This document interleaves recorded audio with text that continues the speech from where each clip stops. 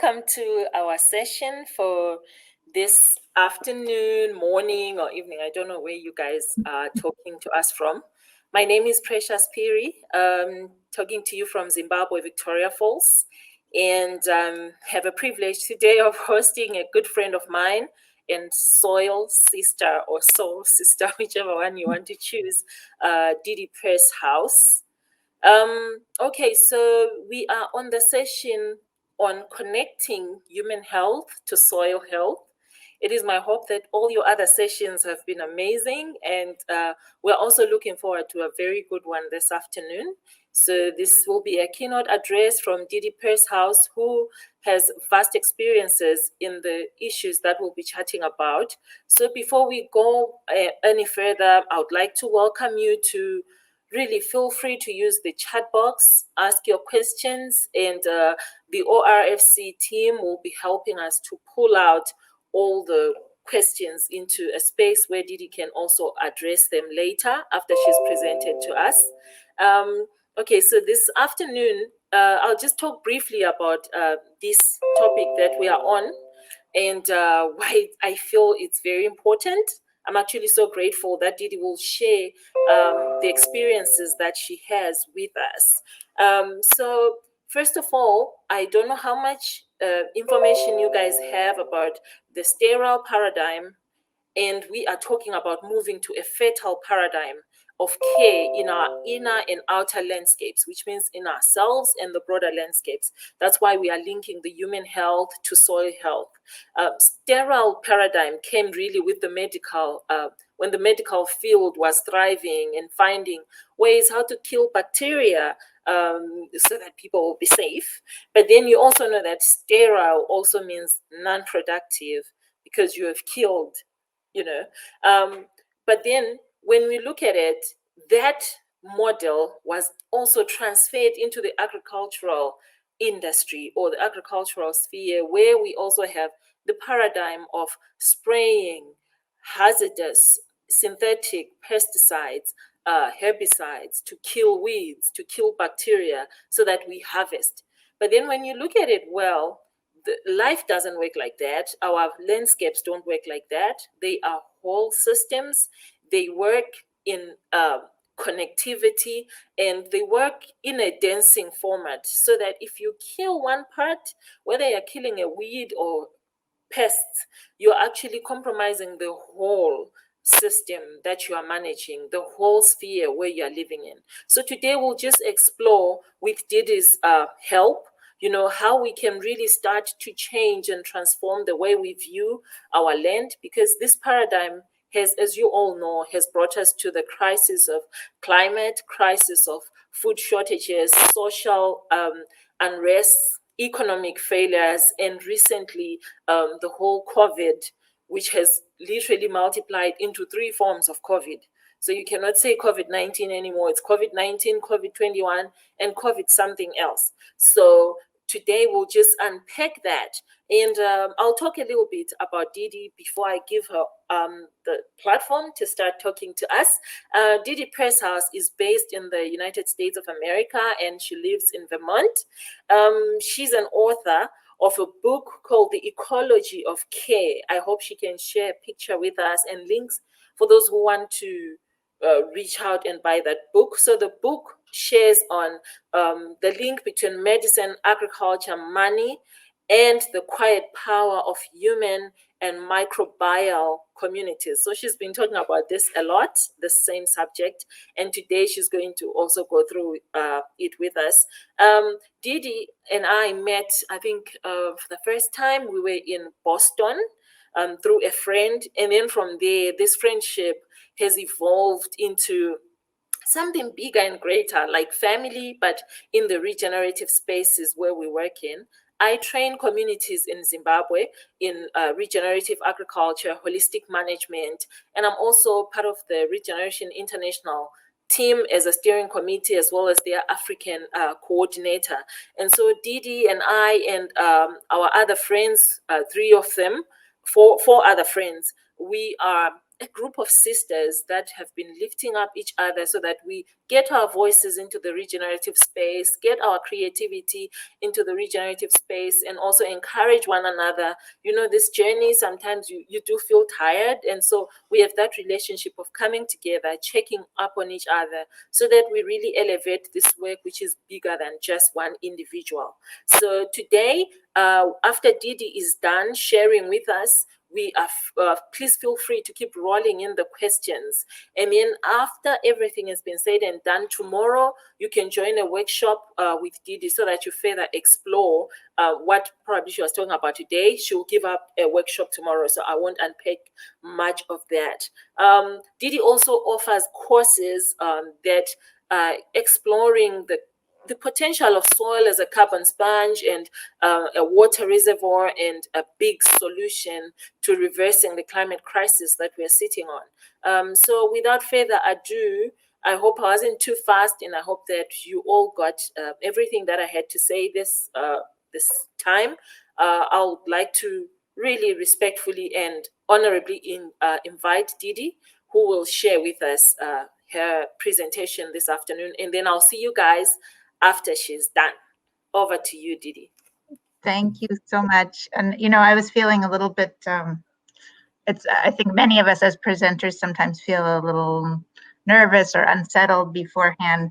And then yesterday I got to have a conversation with Precious, and that's the nature of a community of practice, a community of mutual support and learning, is that as soon as I saw Precious's face and heard her voice, I was like, oh yeah, it's just another part of being home together in this planet. So it's really wonderful to do this together with you, Precious, and our sisters working in soil health, we call it sometimes, SWISH. And I'll be talking a little bit about the value of those support groups or communities of practice as we go along. So I actually wanted to start with an exercise, and I'm having trouble advancing my slides here. So, okay. Didi, if you want to just make sure you're clicked into the PowerPoint slideshow. So just hover your mouse in there and then you should advance. Yep. There we go. Yep. Okay. So, and I started this with Precious a little bit in mind here because she has a 4-month-old daughter who I'm really looking forward to meeting after COVID is under control. So I'd like you to think of a child that you care about. And we're going to look at that child through a few different views here. When you think of that child, what do you hope to get for yourself now in the future from being with them or from raising them? Maybe just jot down a note or two.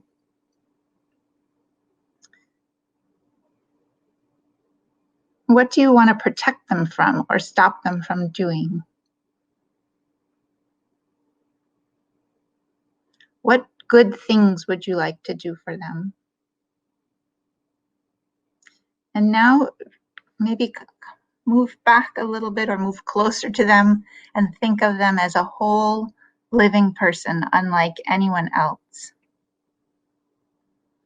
They're full of potential. Under the right conditions, they're capable of endless self-development.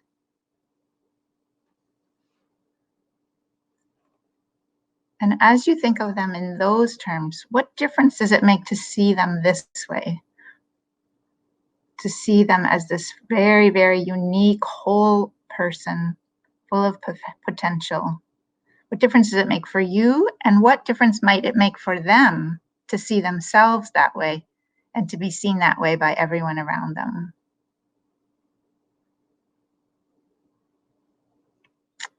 And now think about them as nested within many other living systems.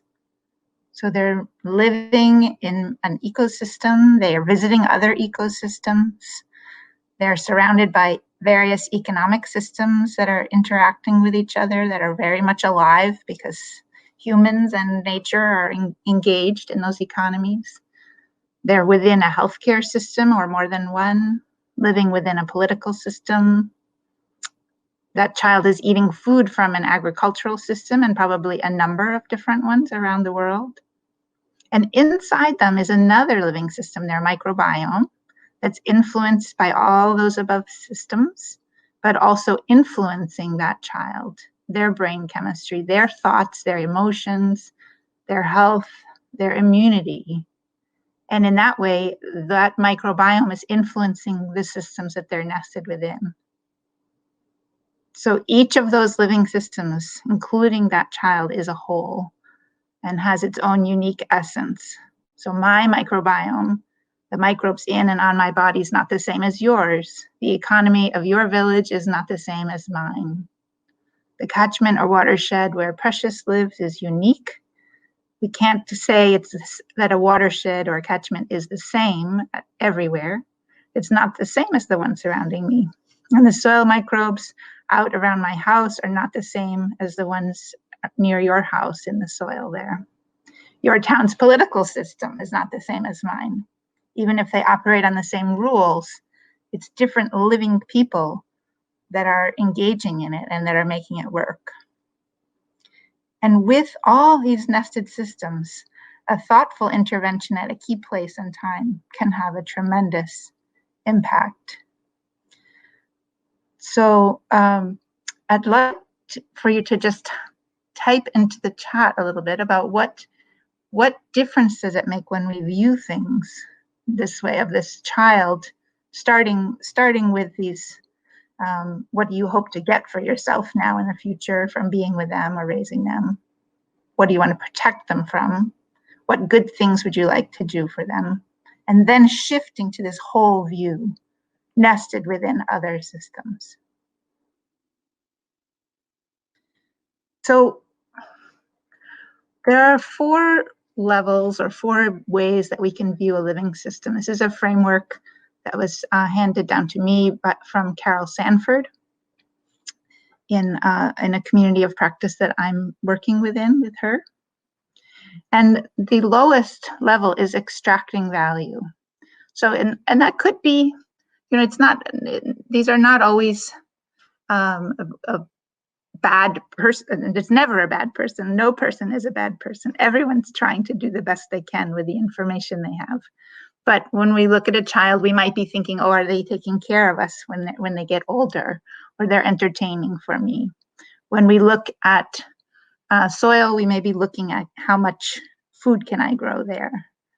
So thinking about extracting value in a living system, in an economy, in a political system. And pushing back against that extractive view, because a lot of damage has been done with that view, is something that we could call arrest disorder, or stop bad things from happening. So protecting things, trying to stop the use of pesticides, to draw down carbon, to stop climate change. Then moving up another level, and again, all of these are people trying to do the right thing.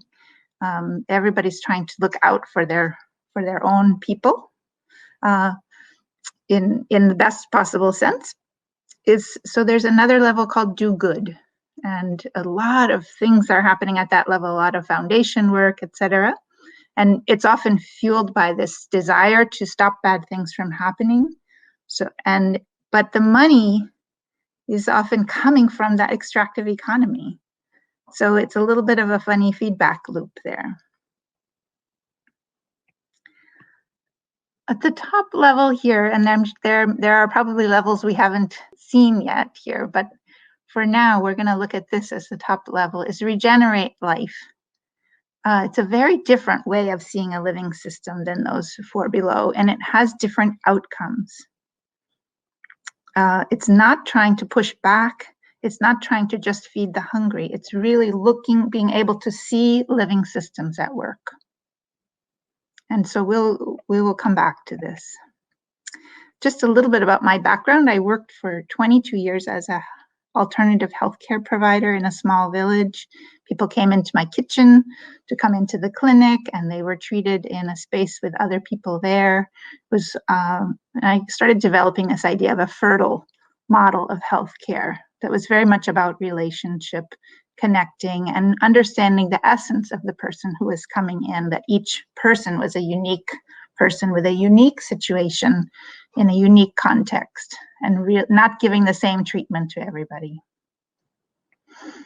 And near me is a river called the Ampampinusik River that I would walk down to every day and swim in the summer and in the fall. In the winter, we go down and play and throw snowballs at the river and crack the ice. In the spring, it gets kind of wild, so we don't swim so much. But one year, something really wild happened. We had a big, big flood, and the river jumped out of its banks, and we lost hundreds of miles of roads and hundreds of bridges from various rivers throughout the state of Vermont. That was Hurricane Irene. And I was at the time in the middle of writing this book, The Ecology of Care, and suddenly realized, wow, I need to really include climate change. I suddenly became much more interested in climate change because I realized it was all about water. And as time has gone on, that was 10 years ago, I've realized more and more how much water is a piece of what we need to think about and work with as we work to have a more biological climate. So water is powerful. It can move things, and you'll see that where it destroyed things is more where there was no life growing. This is a dirt road. Most of our roads in Vermont are dirt roads, and many, many of them ended up looking like that. So I actually changed my career from healthcare to working on soil health and watershed function. That event really pushed me into that, along with reading a book by another friend of Precious and mine, Judith Schwartz, called Cows Save the Planet, which was my introduction really to soil's role in larger systems. So I got a grant to write curriculum as I was learning, because that's the best way to learn, is to turn around and teach. And that's something that is a free download. It's 150 pages with a lot of different exercises. It took me 3 years of research and working with people of all ages to develop this. And I love to share it freely. It's being used by people in over 60 different countries right now. So we're going to go through that was a little bit about me, but let's look at the system that I'm nested within and that all of you are nested within as well.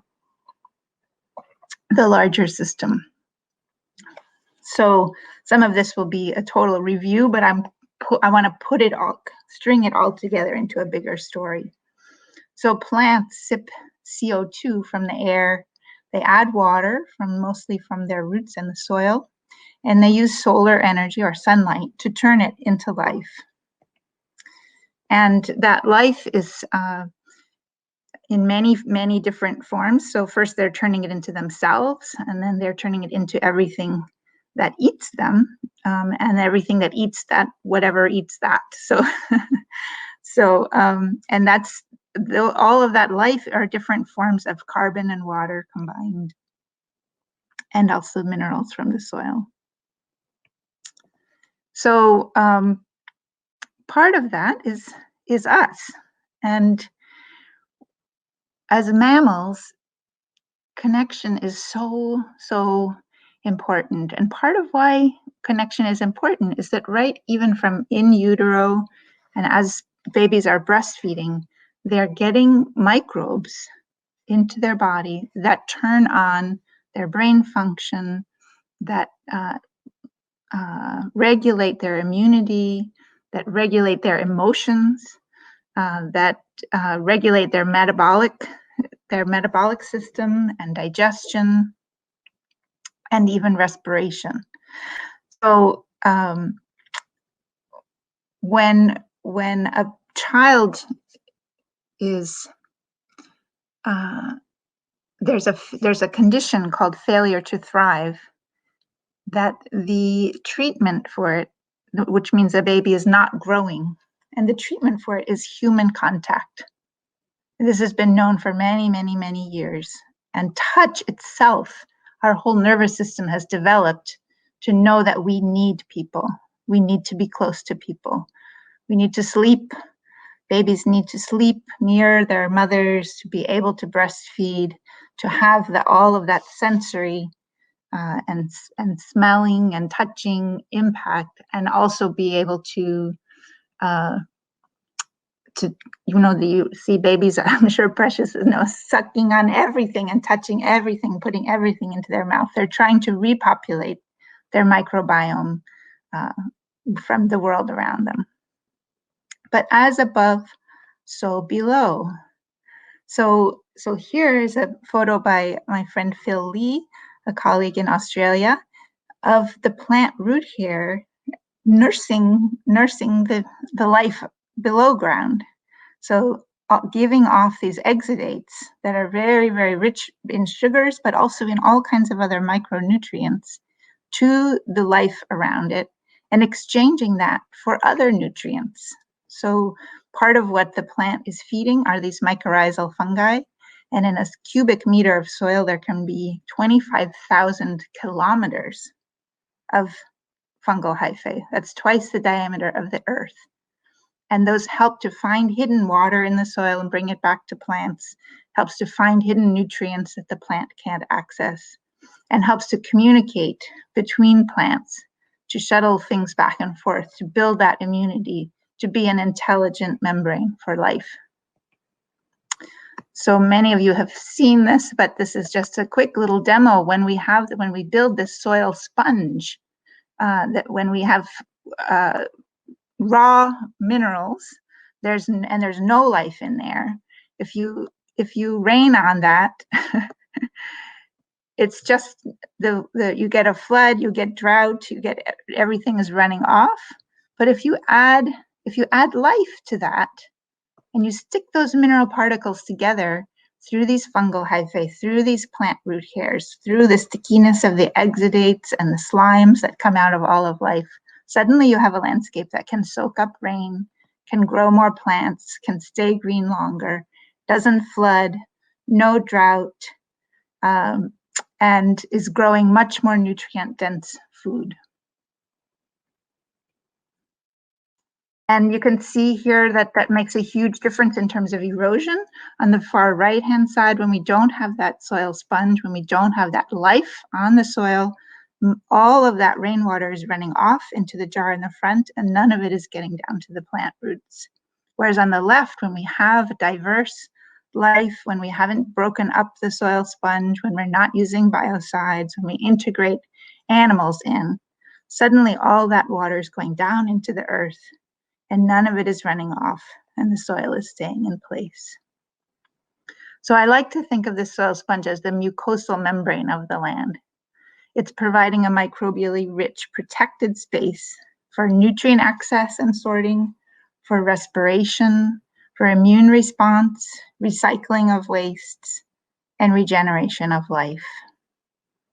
And Anne B. Clay is another author who I love this idea that our body's intestinal microbial interface, or gut microbiome interfacing with our own body, is just like the plant's root microbial interface, but it's turned inside out. So our gut is like a tube with microbes inside, and a plant root is a tube with the microbes on the outside. But the function is so similar here in terms of what that relationship is doing.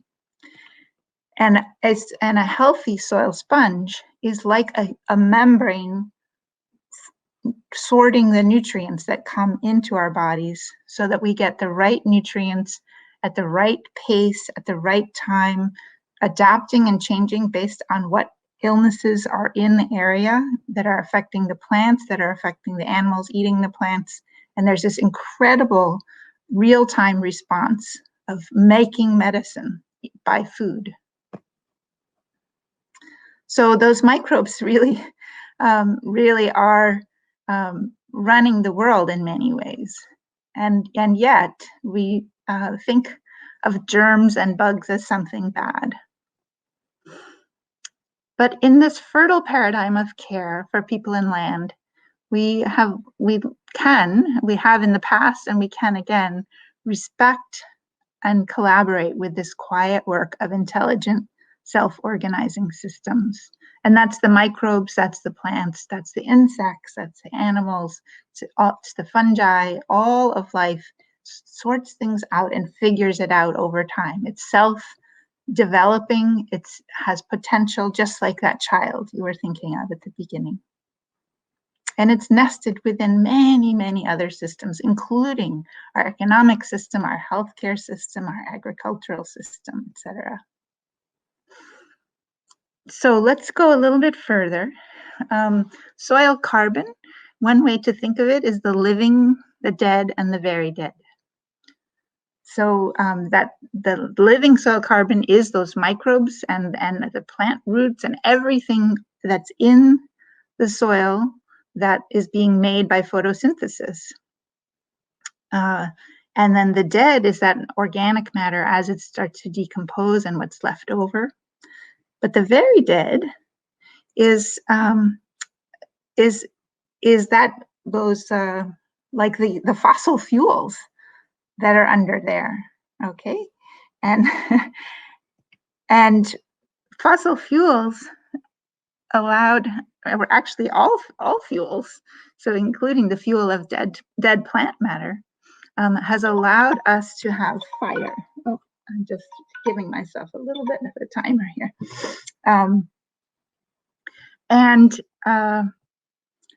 In having fire is photosynthesis in reverse. It's breaking down the, it's taking the carbon that's become like wood or oil, and it is putting oxygen back in, and the carbon comes back out, and the sunlight comes back out as fire. So that has allowed us to do all kinds of amazing industrial things and changed our whole way of interacting. But it's also allowed us to treat land in ways that are very damaging. And we won't go through this in great detail. This will be a lot more of the workshop that I'm giving tomorrow. But we have actually made our own deserts, droughts, and dust storms, not just through the carbon cycle, but through how we've treated soil and the water cycle. So we have poorly managed soils and deforestation. The soil structure collapses due to tillage, and then no soil sponge is created. There's more pollutants and dust in the air, creating hazes. There's fewer of the biological things that condense water into clouds and rain.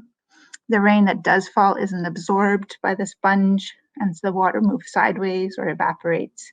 This blocks the movement of weather onto land. So we have larger storms at the coasts and more severe droughts. The soil erodes, the water tables drop, and the green season shortens. So then it's kind of goes all the way back around, and it keeps getting worse. And the current way that we're dealing with climate change is to stop doing bad things. So stop buying things, stop driving, etc. Buy something, or fight and get rid of the enemy, draw down that carbon, stop the fossil fuel industry, etc. But there may be another way to think about that. You can see that's kind of at the bottom of those views of a living system. It's that extract value and it's that pushback, but it's not thinking about the whole system and how to regenerate it. It's just getting caught in the fight part. So let's just shift for a minute here to how did we get into this sterile paradigm of care? Well, with the Industrial Revolution, with the advent of being able to create machines and factories, etc., came industrial cities.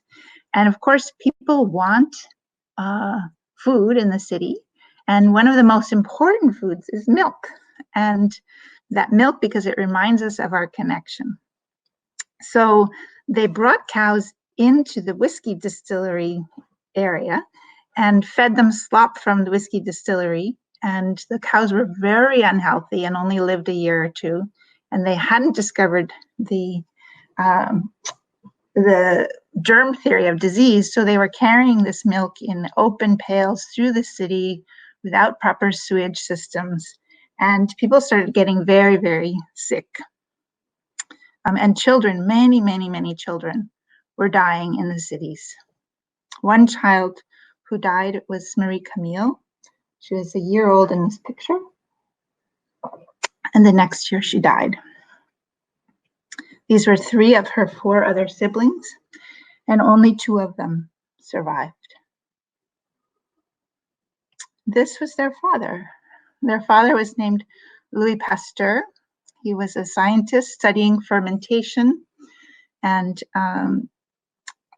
he, because of the death of his children, because he cared about them, he started turning his research to ending foodborne illness. And he invented pasteurization, so sterilizing milk and other products so that they could be sold without foodborne illness. So I'll just ask you a question. I'm not going to explain this. Which do you want, the old one or the new one? What does your mind first go to? For most of us, it's the new one. And that's partly because this pasteurization, the advent of antibiotics later in the 1940s, and safe surgeries suddenly, because we understood the germ theory of disease, were the gateway drugs for this new view that science and technology is going to save us from all bad things, that everything new and modern is good, that traditional knowledge is dangerously outdated, touch could be dirty, and germs are bad. So this is the book that I was talking about, and just going to quickly read a little section from that. As I've tried to understand the issues of our current healthcare system, it's been useful to note the parallels between agriculture and medicine as they adapted to larger markets. On a global scale in both agriculture and medicine, we've shifted away from a fertile model towards a more sterile one that competes with or kills off whatever is not wanted. We turned away from stewardship, collaboration, and cooperatives towards competition, profits, and patenting. We chose pesticides, rubber gloves, and antibiotics, turned away from compost and manure, human touch, and probiotics. Both agriculture and medicine shifted from seeing things in the context of whole integrated systems, focusing instead on individual parts. We moved away from diversity and focused instead on specialization, standardization, and monocropping. We abandoned small-scale, localized infrastructure and invested in large-scale corporations. In the process, we lost touch with traditional knowledge that works with natural patterns and cycles, and rushed instead into chemical and high-tech manipulation of nature. This left us with a planet swimming in industrial waste and struggling to adapt to a new climate, all in the guise of feeding ourselves and keeping ourselves healthy.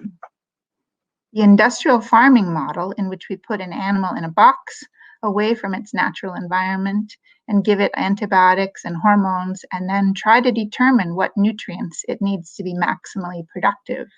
Or we put a seed into sterilized dirt, kill off the weeds and bugs, and try to figure out what artificial fertilizer the seed needs to be maximally productive, is strangely similar to the industrial medical model. We tend to look at patients like the cow or the grain as if they were biomechanistic puzzles. We put a patient in a private room away from natural influences and give them industrially made food and medicine with the goal of keeping them alive and functional as long as possible. It's not a bad goal, it's just an odd way of getting there, since it doesn't take into account its effect on everything outside of the hospital. So this really is about killing off what doesn't fit. And there's another whole story here that I won't go far into because we're running a little low on time. But the medical system used to be a very complex ecosystem of lots of different traditional knowledge and modern knowledge all working together. And in the 1930s, that changed when they shut down all the medical schools that were accepting women, that were accepting people of color, that were geared towards working class people, and concentrated science and technology in the eastern United States with mostly white male doctors.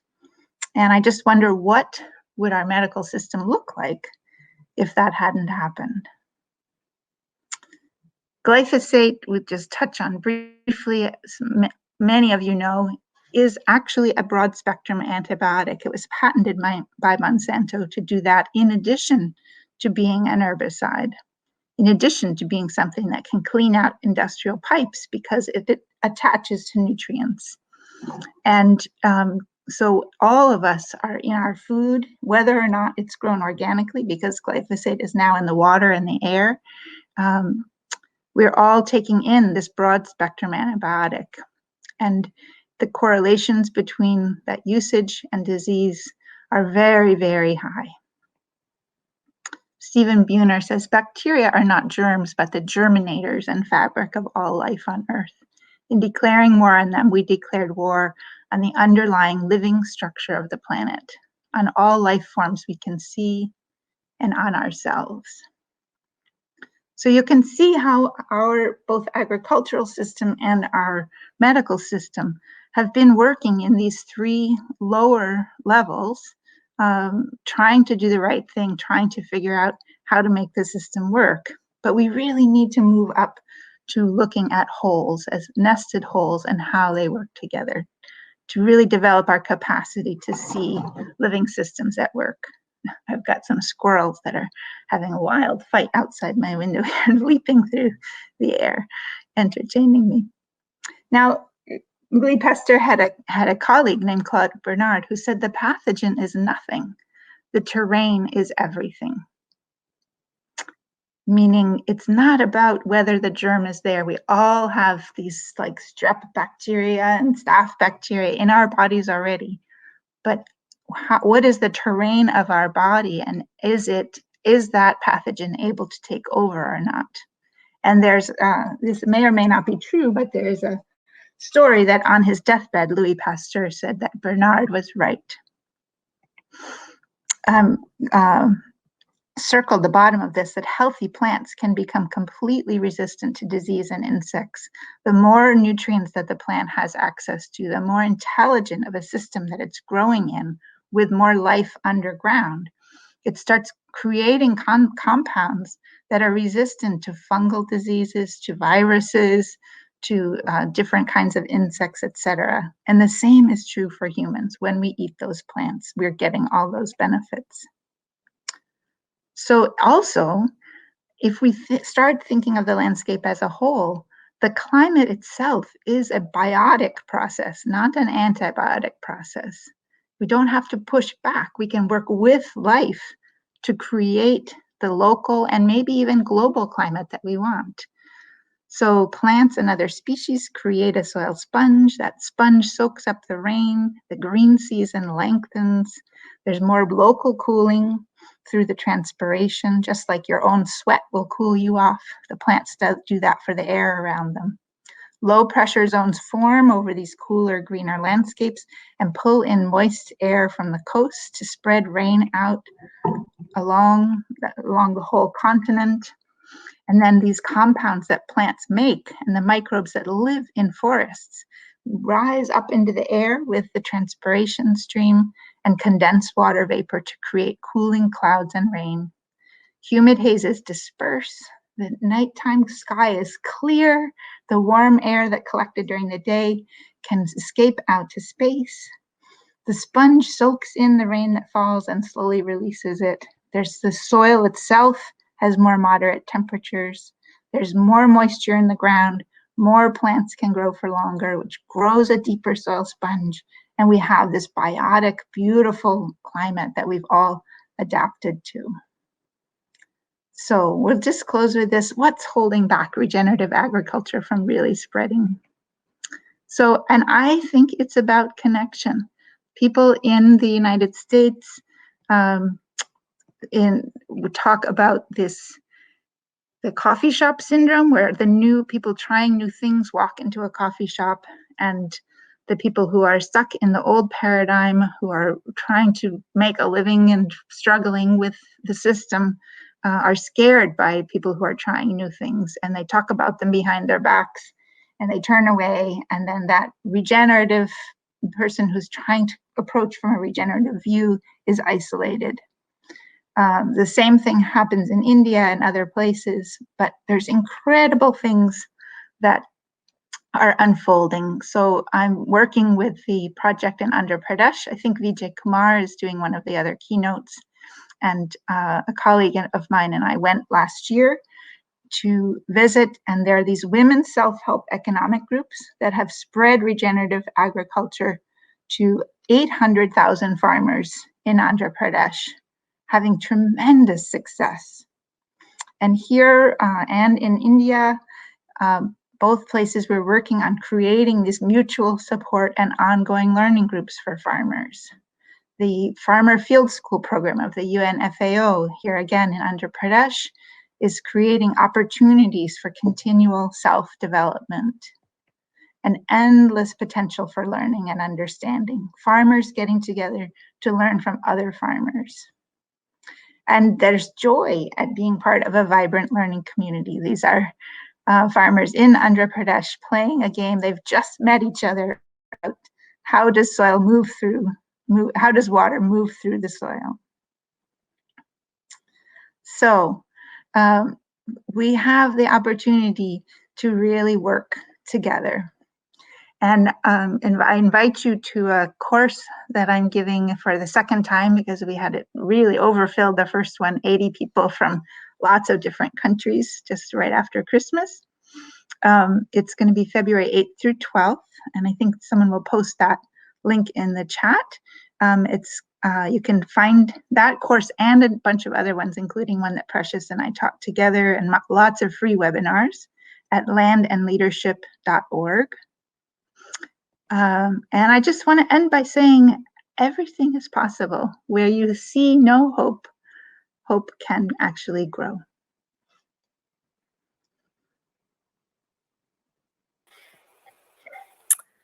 Wow, thank you, Didi.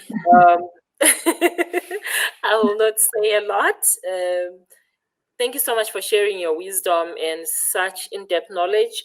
We definitely have questions that have come up, so I'm just going to read them each one, and then we tackle each one and share. So the first one goes, how does soil microbiome directly or indirectly affect the gut microbiome? This is from Jane Gleason. Yeah, I think that for sure we know that just having dirt that's clinging to the plant root, we're getting some microbes. We know that a lot of medicines have been made from soil microbes, although a lot of those are antibiotics that then those antibiotics are frozen in time and space. That was just what the soil was doing in that moment, but then we'll apply it for 10 years to every situation. That's where we get into not being context specific. However, in an indirect way, the soil microbiome has tremendous impact on human health, because in real time, those microbes are getting the nutrients that the plant needs for whatever's going on in that ecosystem right then. And the plants then can adapt and change to any illness, any attack that's happening. So when we eat local plants, when we eat plants that are perennial plants, so a lot of those superfoods, berries and avocados and things like that, that are grown in a healthy system, that are grown in a diverse system where there's communication happening between species, then that, and if we eat a diverse diet, that's feeding a diverse microbiome in our own body. So it's part of it is eating the plants that have been grown that way and that don't have biocides, pesticides on them or in them. But part of it is eating plants that have been grown in an intelligent system, and then giving our own bodies enough diversity in the diet so that we're feeding a diverse microbiome. So it's kind of that inside outside thing. It's not necessarily as direct as that the soil microbes are going to live in our gut, because it's a pretty different environment. Our gut is anaerobic, and a healthy soil is aerobic. So there's some overlap, but it's not like I'm just going to eat soil and get the right microbes. Thank you so much, Didi, for sharing. And maybe just to also help or chip in with an example, I recently was working on an online class, and someone shared how they were linking up the natural living systems with mental health, and how changing food, the way they ate, has actually helped in a really intense condition, but they are so inspired that they are totally looking at the restudy in the psychiatric industry to say, you know what, we need to think of it in whole systems approach than just using, of course, the manipulating parts, so that someone is just okay with these medications, but looking straight from the gut, what you've taken in and how it then changes the whole condition. So this is really, I think, one example of such. Yes, and I'll just say that I grew up in a family where there have been some history because a lot of refugees from war, et cetera, a lot of mental health struggles, and I don't even like to think of it as mental health. It's just struggle with discouragement or fear or anxiety, and so when I was younger, I also struggled with those feelings a lot, and diet has been the primary way that I have managed it, and it's really like entirely changed. They know that if you put the microbes from an anxious, fearful mouse into a happy, relaxed mouse, that it will become anxious and fearful, and vice versa.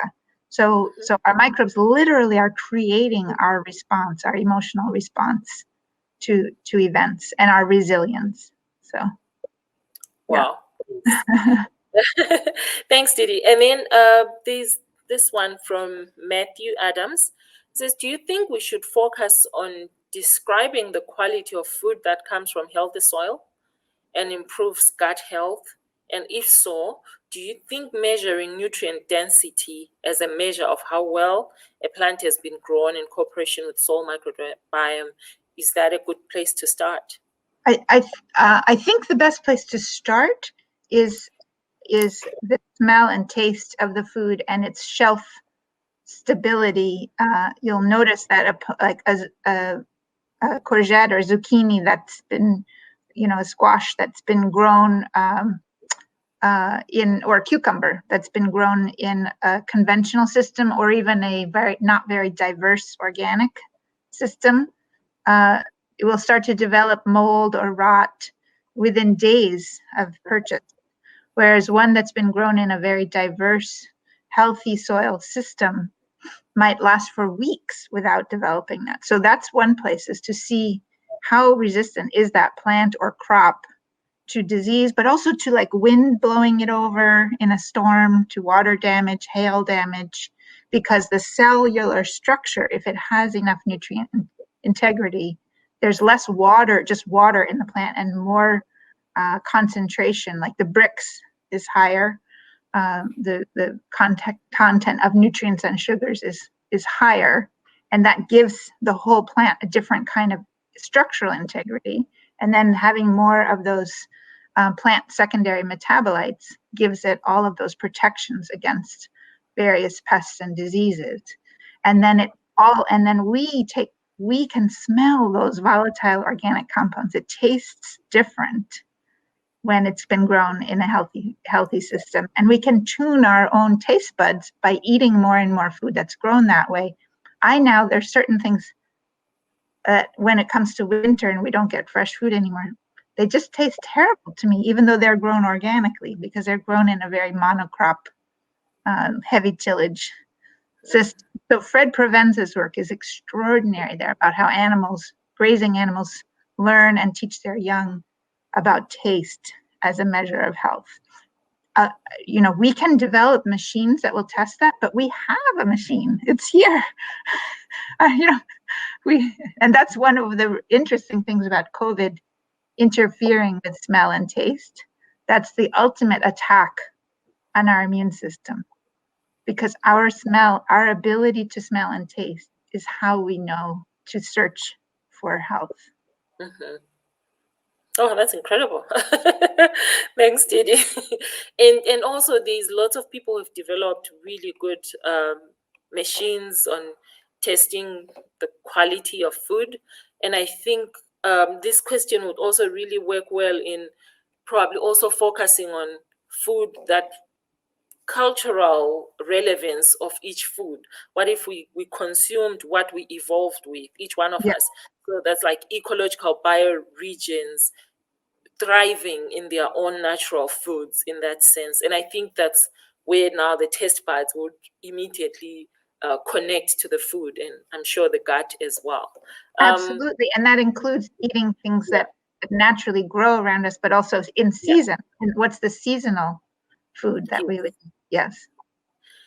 Okay, so as we race against the time, there's another one which says, is there scientific evidence for soil health also leading to better crop quality and higher nutrient density? From Laura. So if you have any links, Didi, or anything. Yes, so we have in the Andhra Pradesh community managed natural farming project, I'm getting photos almost every morning of crops that are withstanding storm damage, that are withstanding insect pressures, that are withstanding diseases that are attacking other crops, and also that are just literally just producing more and tasting better. And the cotton the fibers are stronger. It has a beautiful smell to it.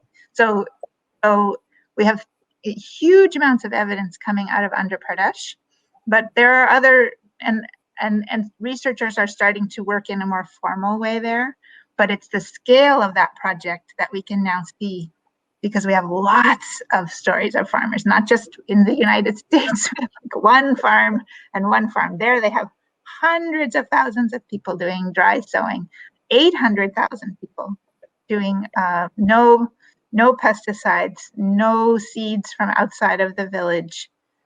All the inputs are all just natural from within the village, from urine, from dung, from forest soils, etc. Yeah, and honestly, the citizens are really leading. Smallholder farming citizens, they're leading as researchers in this field, because they have lots of stories where mostly where they would need to spray, their crops didn't need any spraying at all. And I think those are stories that are real evidence. And maybe if there's anywhere where Laura can also visit, and maybe in some of the things that you've written about for her to read.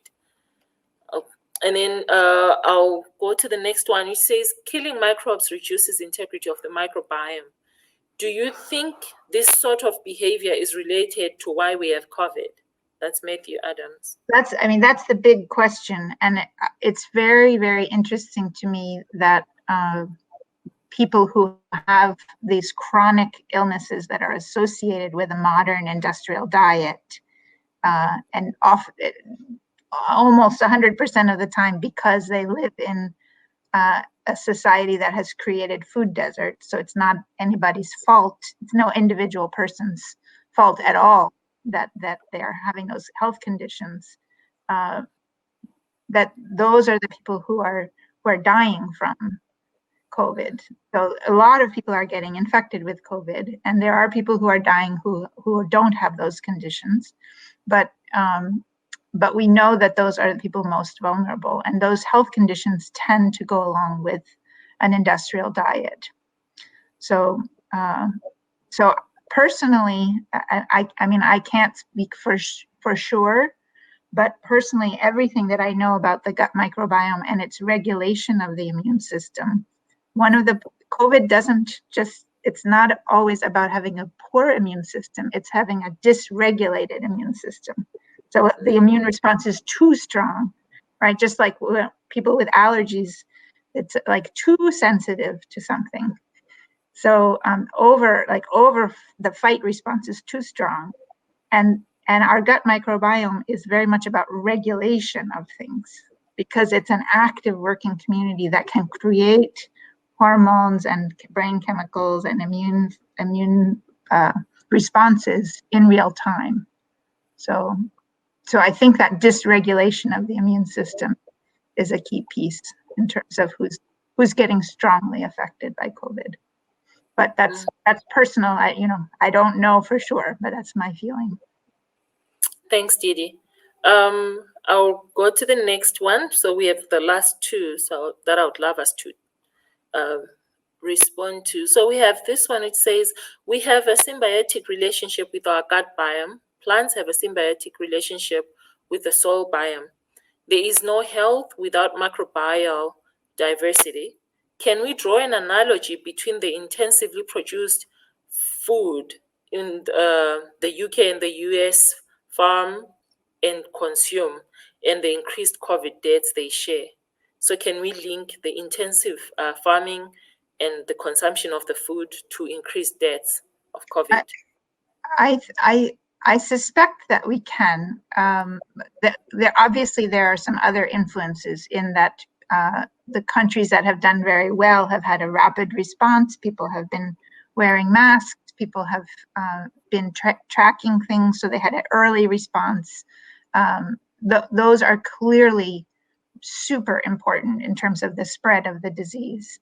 But I do think, as I said before, that if our microbiome has been damaged, for example, by high levels of glyphosate or Roundup in our food system and even in our water system and in the air, that is the reason glyphosate was never brought to market as a broad spectrum antibiotic, even though it was patented as such, is that it kills off the good bacteria and leaves the bad ones.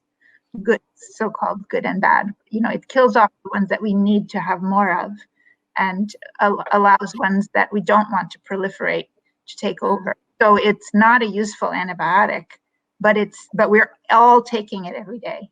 Even if you eat all organic food, if the system is pumping it in, it's in the air and water, which is very sad. So. Thanks, Didi. And the next one really links to what we've just spoken about. Maddie said there's some kind of parallel between pasteurization and the race to vaccinate the world. For example, the Gates Foundation, they're spending billions to vaccinate rather than to restore the health and the integrity of biomes and systems that caused COVID-19 in the first place. So we now call it disaster capitalism, but do we see parallels of both investing heavily in the sterility paradigm in the guise of saying we're promoting public health? Yeah, and I think this is where those levels of viewing a living system, everybody's trying to do the right thing. So it's not about is a person bad or not. It's not about Bill Gates' ethics. Okay, he's doing what he thinks is right, but he's stuck down in those lower 3 levels, but mostly in that, like, stop the disorder, stop bad things from happening. So he's going to do something good, but he's also going to make money by doing that. Okay? So, and those just sort of cycle around and around and around, and the money flows between those 3. And I write about this extensively in my book, The Ecology of Care. That's why it's medicine, agriculture, and money, and the quiet power of human and microbial communities. Because as long as profits are in our healthcare system, it's fine to make a profit in a business, but as long as profit is driving the decision, then healthcare shouldn't be something that one person is profiting if somebody else gets sick, right? So, right. But now we're in a point which is in so many different systems where we have to make a decision about that, like vaccination, or can we stop the virus? But at the same time, we have to kind of have a bigger mind and say, okay, maybe maybe we can't do everything to save every life here.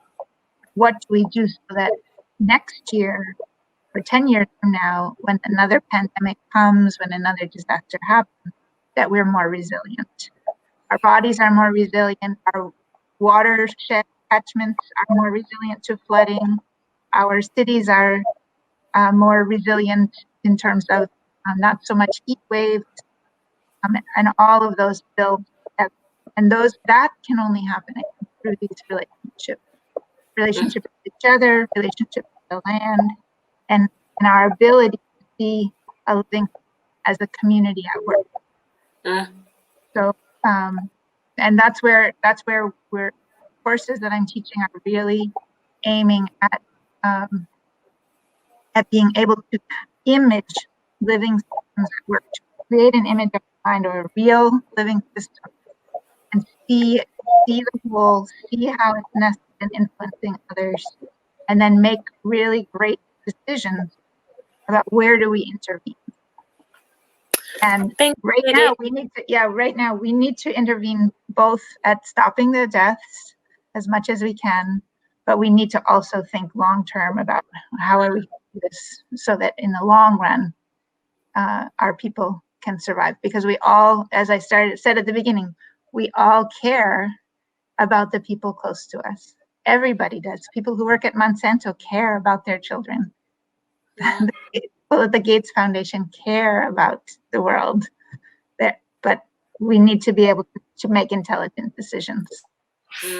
Thank you so much, Didi. I think we've reached the top of the hour, which was how long we were supposed to last here. And there was just one more question, which I hope, as we were discussing, was answered from Bill, which says the link between the rumen biome and the soil microbiome. So yeah, I saw that one go by, and I would say it's the same thing that I said about the human. I mean, a rumen is different, but it's another aspect of the same thing, that when, and this is one way to look at it, when we eat, we're not feeding ourselves. We're feeding the microbiome that then feeds us. So and that is absolutely true for any animal. And grazing animals have a more complex, more interesting digestive system, but we also have microbes that live in there and that are doing that for us. So. Thank you, Didi. There's lots of thanks messages from the group that's online. So we also would like to say thank you for the gift of your time. And Didi, they're asking if you will be able to share your slides. I don't know if you. If there's certain ones that someone wants to see, the whole thing is recorded, so people can go back and look through them. In general, a lot of those photos are not something that people have asked me not to share, etc. So, but if there's a particular picture that you wanted to use for something, feel free to ask. So, but yes, it's recorded. So if there's anything that you missed that you wanted to, I would just suggest go through and take some snapshots if you want to save a quote or something like that. And I'm happy to stay to do a little bit of a Zoom call, but I'll need help from Dave of where to go for the Zoom link if people wanted to chat a little bit further. Yeah, like Dave, I think is going to send the link to the group and include some for the courses that you have in February, and a link of where they can find most of your materials as well. Great. So Dave is sending that. Do you have any last words, Didi, before we? Well, I encourage people, even if you can't take a course right now, if you just go to landandleadership.org, and there's down on that front page that says sign up for updates, and that will let you know whenever we're offering a course. I know Precious and I hoping to teach more together. We have a lot of great teachers from around the world, including Jillian Julius is going to be teaching something in February. Walter Yena and Vijay and I are teaching something starting later in February. So just in February, we have 3 really great classes coming up. And we always offer scholarships to folks in the global south or people who need them. So don't be put off if you can't afford it. Just send us an email and we'll get you in. So yeah. Thank you. Hey, it's so good to see you. Enjoy your day. Team ORFC, thank you for putting up a massive program. Really, thank you. Yeah. Thank you, Didi. You're amazing. Thank you. Catch you soon.